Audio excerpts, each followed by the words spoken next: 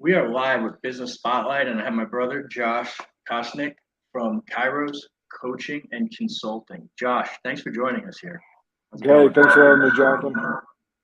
All right, so give us a little rundown of what you do.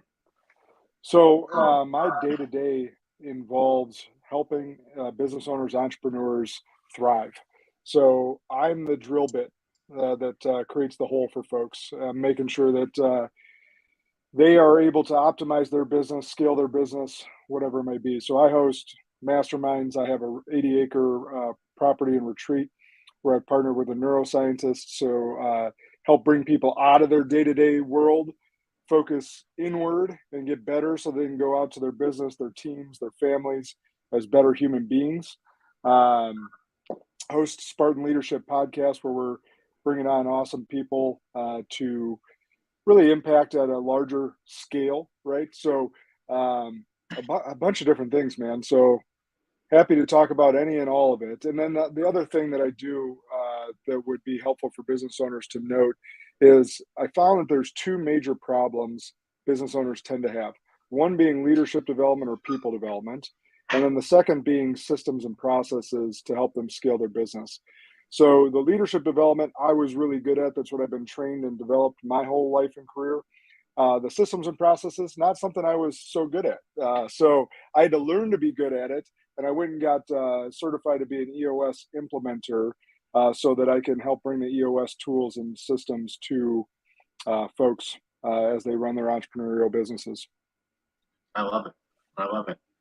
What brought you to this? That's the $1 million question. 17 years, I built a wealth management firm. I was an advisor working in personal practice where I actually worked primarily with business owners. I loved working with business owners as an advisor, helping them understand money, helping them have a healthier relationship with money, helping them protect their backsides with insurance as well as wealth plan for the future. And then I sold that at a pretty young age. I was 35 when I sold my book of business and bought a large financial firm where I had over 100 advisors and about 250 folks underneath my watch, staff and all. So I had a pretty large firm in operation. We were doing over $25 million of revenue a year, and at 41, the corporation that was above me, Fortune 100 company, decided they were done using me. So they did kind of a corporate hostile takeover. And I mean, it was completely out of left field to me, Jonathan. So I was going about my business. We're up 30% through COVID. And in 2021, they decided to make that change. We're actually coming up on 2 years here this summer. So it rocked my world, rocked my family's world. It was the legacy that we want to leave. So my whole plan was to be there in that position for 20 years, Yep. grow that firm as big as possible, and at 56 decide what I was going to do after that. Well, so you say, one of the famous lines, you want to make God laugh, tell him your plans. Yeah. Well, God had other plans for me. They came in, they had to buy me out. I owned the business, right? So I ended up on the good side of things and was able to reassess my life and really understand, hey, do I want to do this the rest of my life, or do I want to pivot now Yep. and make a change? And the easiest thing for me to do, or would have been to, I was being recruited by every other financial firm and their mother. And so the easiest thing for me to do would have been to just go to another firm, start recruiting my other people, build it back again. I mean, that was everything I knew and had trained for almost 20 years. So that would have been easy. But what I did was create kind of a T chart, accountant term, create a T chart, except it was like, what did I love about that job? And what did I not like so much? Yeah. And so I really just listed it out. And then as I was doing that and praying a lot about it and understanding, what God wanted for my life, is like, man, what if I could create a world in a business where I only did all the stuff that I really like to do, and I could just give away or not have to deal with all the HR bullshit, all the people problems that came to me that were, put on my shoulders, some of the financial and compliance restraints that are in the financial industry, as you probably know. And so if I didn't have to deal with all that shit, could I just create a world and business that I just help people be the best versions of themselves and really help them build their businesses and scale the stuff that I've been good at and did on my own over the past 17 years, and then sell that or however they want to transition their books. Um, let's start exploring that. And that's really what happened. And that's how I started building these fingers to Kairos coaching and consulting. Brother, I love it. So let's talk a little bit about some of those challenges that most entrepreneurs face, because I see it too, right? So when it's leadership,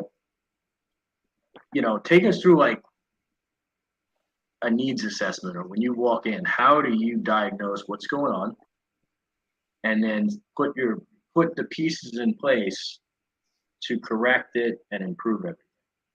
Yeah. So that's a good question. So we start with the owner, and we get a pretty deep pretty quick. And by pretty deep, I mean like we go deep quick. Like it's just a function of who I am as a person, and I don't like time is our most precious asset. So we're gonna get to the root of things real fast for both of our sakes. And so what I'm trying to assess is, do they need help more on the leadership side of things and development of people? Or, and like, let's say they're pretty good at systems and processes, because some business owners, let's say you and I were talking to Andy Frisella, he doesn't need EOS. Him and Sal and Chris, what they've built with their like systems and processes, like they're good. So maybe they have a different need that I could help with. Like, so some business owners actually are, or they partnered with people that are good at systems and processes. They just need help with more of the people development, the leadership development. So then we dive deep on, what are you currently doing? What has worked for you in the past? What has not worked for you? What are some current problems that are recurring? Like some stuff that just keeps popping up that you're like, fuck, this again? Like, just let's talk through that. And like, why does it keep popping up?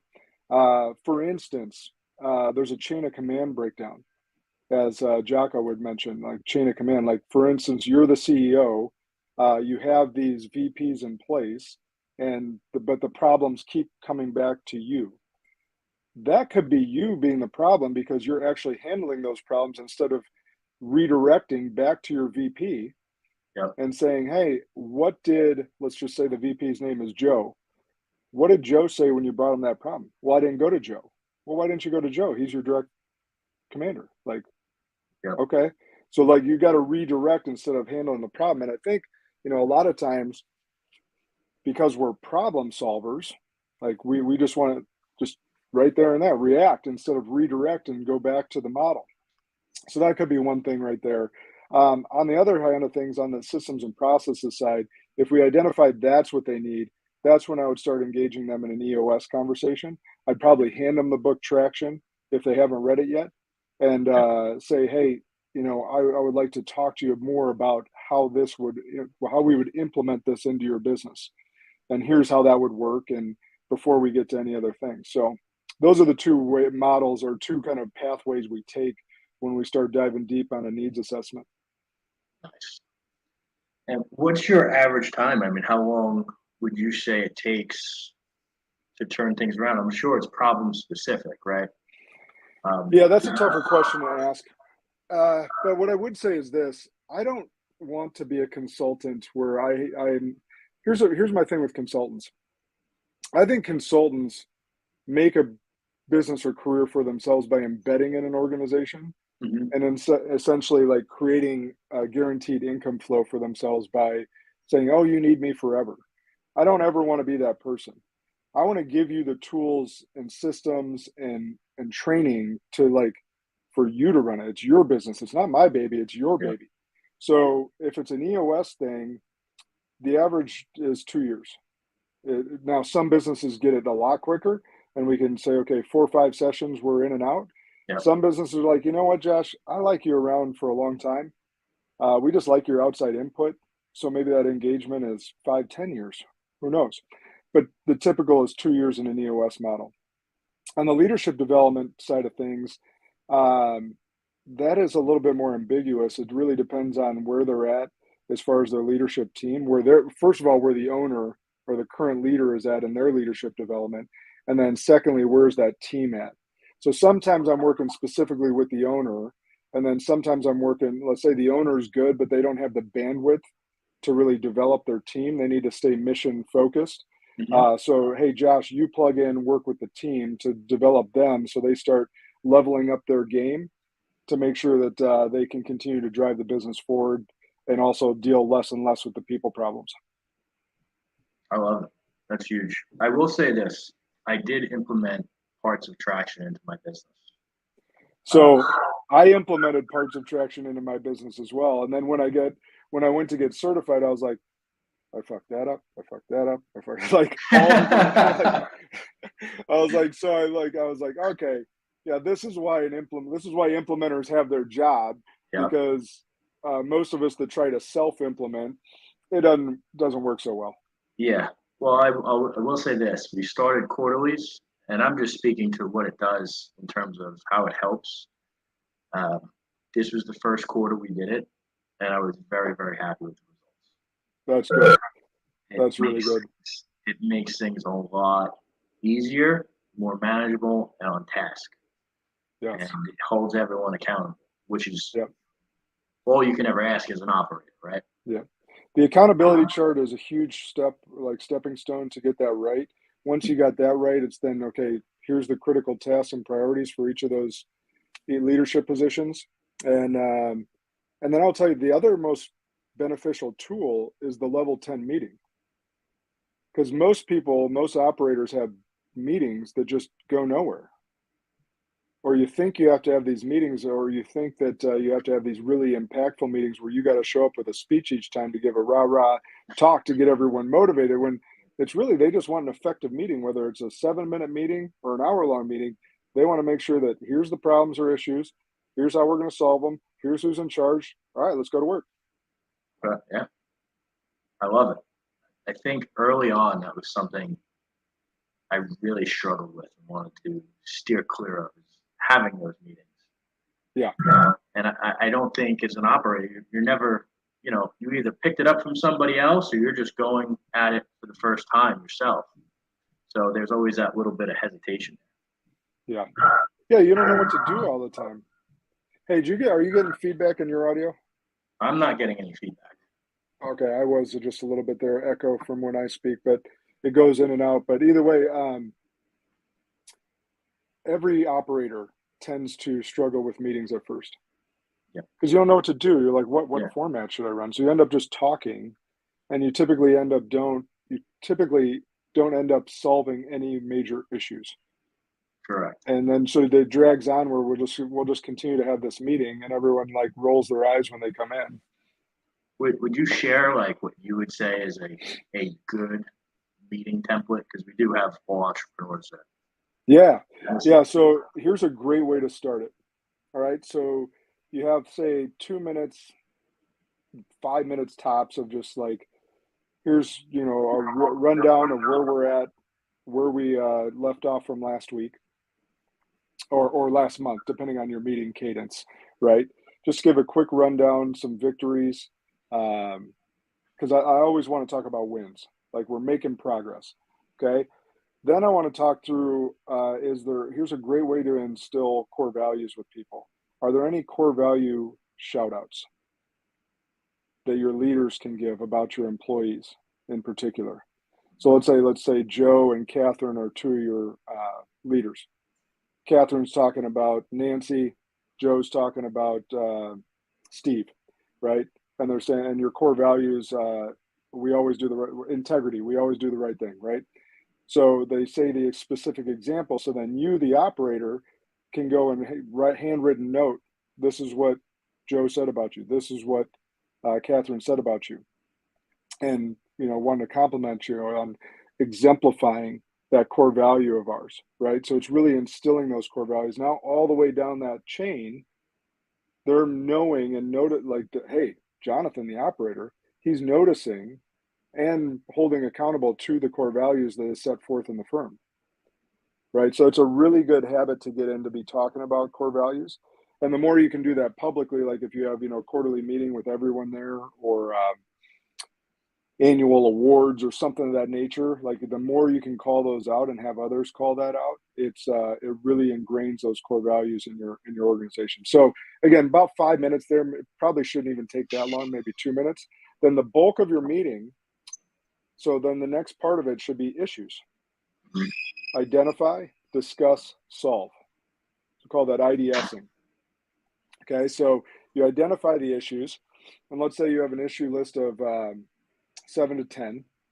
Then right away you want to identify what's the top 3 we want to take care of right away. It's not often that you get past those 3, right? So you discuss, you solve from a prioritized schedule, and then you assign who's going to be responsible for the solution. Smart. Right? So the bulk of your meeting should be that, right? Because then you're in a meeting, like when everyone leaves the meeting, they know what their mission is.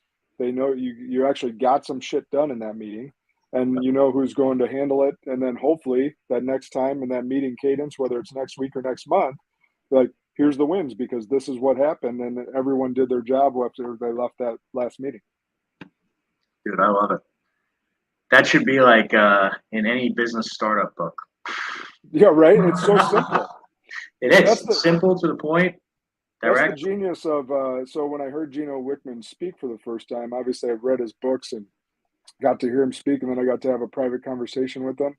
And he was like, anytime someone or like in the business guru world wants to challenge his stuff, he's like, they're like, oh, it's so simple, and his simple response back is, thank you. Yep. That's exactly what I wanted it to be, simple, so that every operator of every entrepreneurial adventure can do it. Yeah, absolutely. So walk us through this 80-acre retreat. Yeah. What goes on there? What do you set up, and take us through that journey? Magic happens. Magic. There. So what's really cool about it is how God worked in my life after, the rug was pulled out from underneath me at the previous firm. So I'm in a legal battle with them for 6 months, negotiating separation and buyout, all that, right? It just takes a while. And, I had some feelings about my termination that I was working through. So I go through this experience where I'm like, okay, I realize I'm going to coach and consult, but I can't go public with that because that would remove all my leverage with the negotiation on the buyout. Because my leverage was, well, I could just go start up my own firm or go to one of our competitors and, start bringing over advisors once my non-compete, non-solicit would run out, right? So that was the risk that they had in terminating me as well. Well, I'm not a spiteful person or revengeful, but like, again, that would have been the easier, quickest money for me. So I chose not to go down that path. I started going, okay, I'm going to coach. Well, my wife knows Ben Newman well. I've known Ben Newman since 2005, and another good friend of mine, Jordan Montgomery, who's also in the coaching business. And my wife looks at me and goes, I don't want you traveling like Ben or Jordan.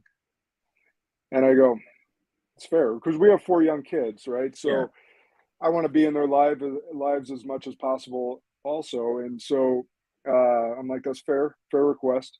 All right, so now I have this experience, and I'm like, I had this dream and experience where I had a feel the dreams like moment. Like if I build it, they'll come. And so I literally the next morning called one of my realtor friends and said, hey, find me 80 to 100 acres. I got an idea. And I thought I was going to have to buy 80 to 100 acres of blank land, and I'm just going to build it. Yeah. And so that's what we started looking for. We just started looking at land, probably looked at 10 different properties. Land is not cheap, at least here in Wisconsin, especially near the city. So I wanted to be within 45 minutes of the airport because I never want people to have to travel. Yeah. And so I start expressing this vision to a couple close friends. And one of those close friends goes, hey, have you seen this property? And shows me a video that probably cost $50,000 to make. Okay. Really? This video was insane. It was a marketing video for this property because it was a very expensive property that had 8 buildings, a 12,000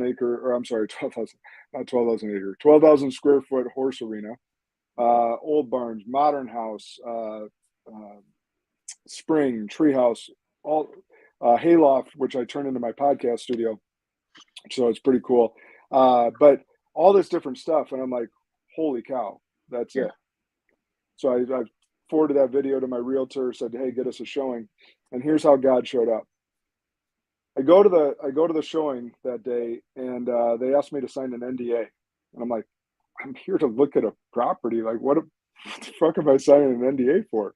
Yeah. And they're like, well, the owner's just really private. And I'm like, okay, well, if I'm signing this NDA, who's the owner? Is I shit you not, the guy that built my first house. No. Yeah. I go, well, I know Randy. Tell him to be here next time. Oh my God. NDA is not valid anymore. I know we're live, so because Yeah. we're the property's already been bought. So anyhow, so I start talking to him. I'm like, here's the situation. Visit him a couple times. You know, have a drink with him and the realtor, and you know, share with him my vision. Yep. And I also tell him the situation, what's going on. It's like, hey, you know, this is what just happened to me in my previous firm.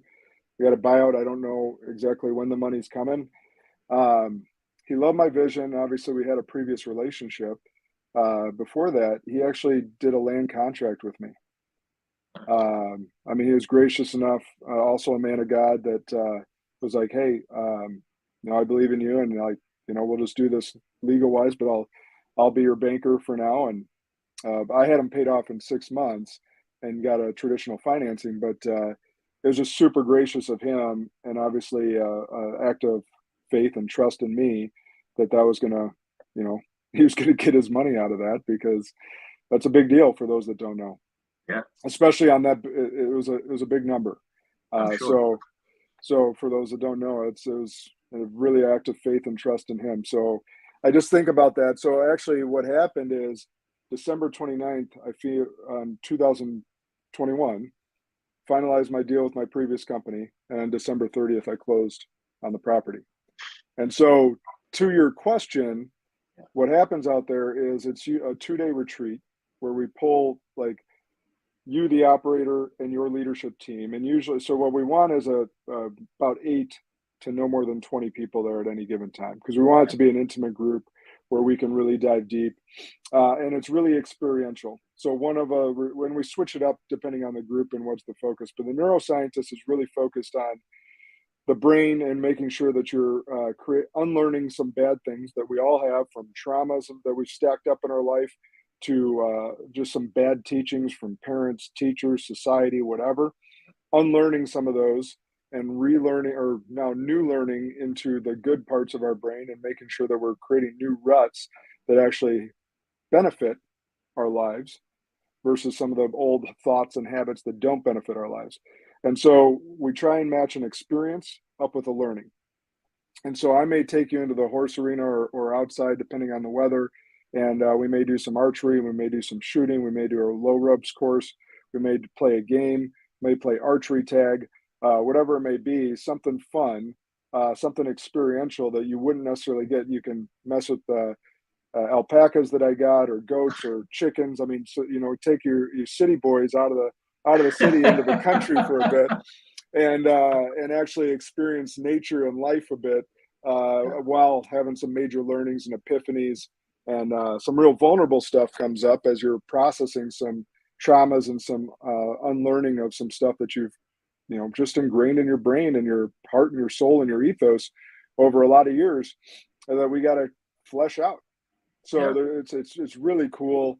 Niraj is brilliant. I wanted it to be. I was going to do this on my own, but it was someone I actually had on my podcast many years ago, and it was just someone that stuck out to me as I want that person in my life. And as I started thinking about the retreat center, I'm like, hey, I'm gonna reach out to Niraj and just have a conversation. And it really aligned with what he was doing. He's a medical doctor, actually an anesthesiologist by trade. So it aligned with his schedule, it aligned with his passion, and we're having a lot of fun impacting people. Brother, that sounds outstanding. And that is a crazy story. Yeah. Getting the perfect property the perfect way. Yep. Oh, and it's only 15 minutes from the airport, 12 minutes to downtown. Oh, wow. Okay. So you're right in the middle of it. Yeah. So I feel like what's cool is, like, you feel like you're in the middle of nowhere. Yeah. But really you're 5 minutes to civilization. That's awesome. So I think it's important to kind of talk about purpose, right? You have this new path, right? What would be if you could fast forward in time 5 or 10 years, what type of impact would you have want to accomplish in 5 years or in 10 years? That's a great question. You have you struck the piece with me that never changed. It didn't change when I was at my financial firm to now. It was a big epiphany for me because I have a personal coach as well. I believe everyone should have a business or leadership type coach in their life that actually draws their greatness out of them. So me as a coach, I still have my own coach. I fully believe in that. And he asked me that question in the same way. He's like, Josh, has it changed? And I said, no, it's just a different setting. It's a different group of people. I thought it was just going to be in this firm over here and build leaders and advisors up for the next 20 years. What God said is like, no, your leadership is meant for more than that. Yeah. And he opened it up. So now I'm impacting people in not just the financial advisory industry, but in building, in towing, in auto sales, in like all these, in architecture, like all these different places that I'm impacting people in that I would have never had the scope, bandwidth, or even thought process to have while I was running that firm. So the mission is to take all the tools, all the systems, all the lessons from the legends and create a repeatable, systemized playbook that an operator, entrepreneur can drive home with their leadership team to help them be as functional as possible and that they feel like that's their rock star team they want to go to battle with every day. Brother, I love that. I know you're going to change a lot of lives and help a lot of people. Where can people go to find you, to reach out, to see if you have any, to check out these retreats? Yeah. So the retreat is actually low key. It's all word of mouth. Okay. Right. So there's no website for that. So it's one of the things that we're on a protected piece of property. So they don't want it's really a magical place. Like, and I understand why the township acts the way they act about it. So so you're hearing it here. You can reach out at joshkosnick.com. And then also social media is just simple Josh Kosnick at Josh Kosnick. You can find me anywhere on social media. So any information, retreat, coaching, Spartan leadership, otherwise, just follow me at Josh Kosnick or just go to joshkosnick.com. That's when I went through the whole personal branding thing, it was funny. I was like, cause I never before, last January, never had to think about, hey, what email system do I want to use? What website am I going to do? Like what calendar system do I want to use? Because that was always decided for me by a corporation. Yeah. And you become a full-on entrepreneur and that doesn't have an overarching corporate. And you're like, oh, I guess I want to use this, or like what others are out there, like what CRM is good, like all this different stuff. Or I call you about financing and I'm like, hey, what's going to be the best way to be a merchant server, like get merchant service? Like the world's my oyster. So the personal branding thing was one of the first things I was going down. I'm like, all right, let's just make it simple. It's just my name. Yeah, there you go. It's liberating, isn't it? Like it's an odd feeling because I know I did consulting for a while before I spun it into this. And it's I couldn't go back. I'm sure you couldn't at this point. No, it's interesting. Someone asked me that probably a month or two ago, goes, hey, do you miss it? Would you take it back if they said, hey, we made this massive mistake, which they did, by the way. The organization is down 60% from where I had it. Wow. But my answer was quick. No. I don't miss it. I miss the people. I miss my people because I recruited and developed them. So I don't ever want them to hear me say something like I do miss them dearly. But do I want that position back? Fuck no. The level of certainty in which you just said that is unparalleled. Yeah. Oh, I love it. I love it. You know what? I have one more question before I let you go, just Yeah, fire because away. I think this is, we're way over, but this is huge. Give me the top three keys to developing your team and good people. Okay. It could be more than three, but give us three because you have a wealth of experience with this. Yeah. So number one is integrity. Always has, always will be. You have to be a high integrity person from a leadership standpoint for anyone to follow. Like you have to be reliable, you have to be consistent, and you have to do what you say you're going to do. They have to see you do it. And it's as our mentor, one of our mentors, Ed Milet said, like it's caught, not taught. Yeah. Like they have to see it. So integrity is number one. Otherwise, don't even. You might as well be a solopreneur if you don't have integrity. So that's going to be number one for me. And then developing. Ask the question again. I had a couple other thoughts, but my ADD mind was running. No, you know what? I want your ADD mind to run, and then if I don't, and then I could hone up the question.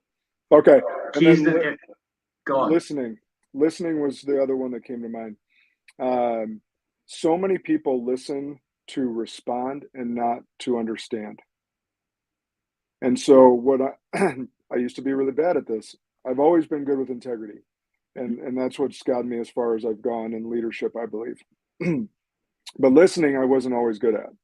And as a financial advisor, you have to be really good at listening. So the beginning part of my career, as I was learning not to like try and sell something down someone's throat and like actually get them what they need and really listen to their wants and their hopes and their dreams, I had to develop that skill. So it was interesting when I started my podcast, someone was like, "Hey, you're going to have to get really good at question asking." And I'm like, that's what I do for a living. So that was actually the easiest part for me.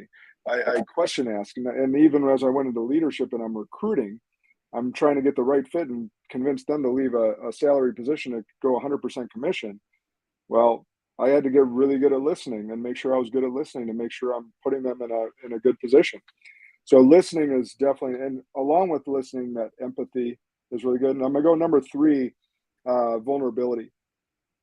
And there is a fine line with this. You can definitely be too vulnerable. You can definitely be too vulnerable. But people want a leader that's real. They want you to be honest with them. They want you to, they don't expect you to be perfect. They don't expect you to be a robot. They want to know that you're a human being and that you hurt Yep. and that you care and that you have a heart and that you also are strong as fuck. Like all of things. You're a human being and you're all of the things, you're all of the emotions. But if they only see one from you or two from you, they're going to question you. Yep. Like there's a spectrum of emotions and people expect you to be able to. Now, that being said, when the shit hits the fan, they need you to be the stoic. They need you to provide hope. They need you to steward the ship and the company appropriately and not freak out, even though you might be internally.